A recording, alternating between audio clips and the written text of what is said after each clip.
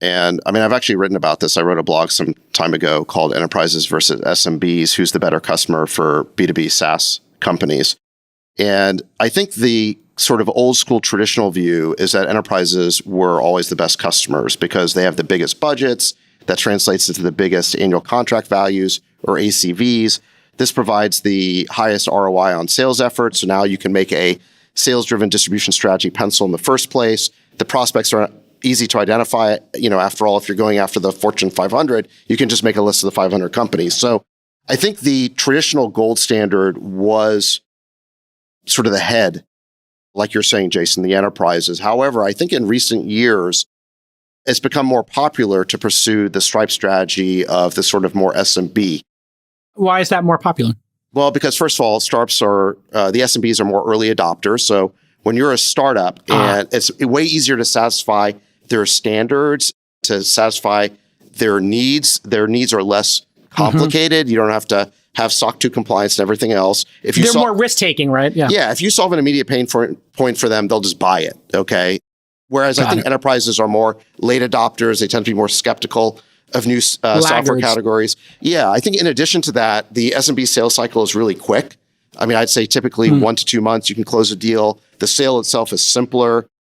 Like I said, the product requirements are simpler. And the low end of the market tends to be the most underserved part.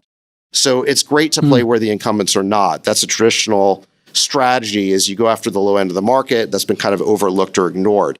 And that's kind of what Stripe has done here too, is no one was really serving these developers.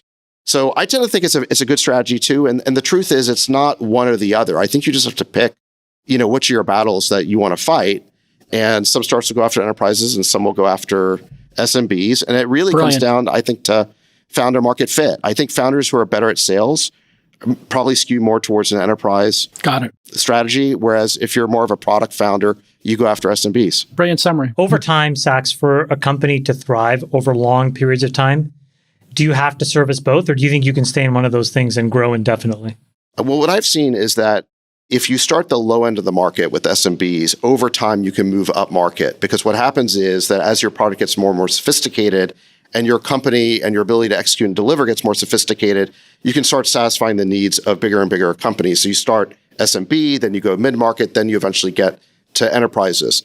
I think if you start with enterprises, it's very hard to go down market because it's a lot easier to add requirements to your product than to actually strip complexity out of a product. That's actually surprisingly difficult to do.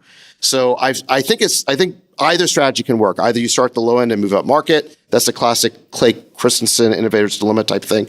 Or you just start at the top and you stay at the top. That makes sense.